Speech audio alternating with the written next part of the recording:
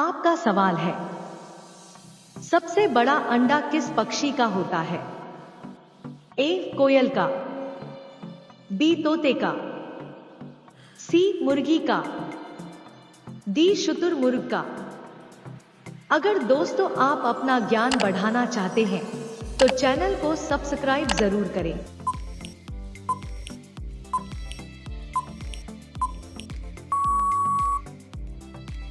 आपका सही जवाब है डी शुतुरमुर्ग का।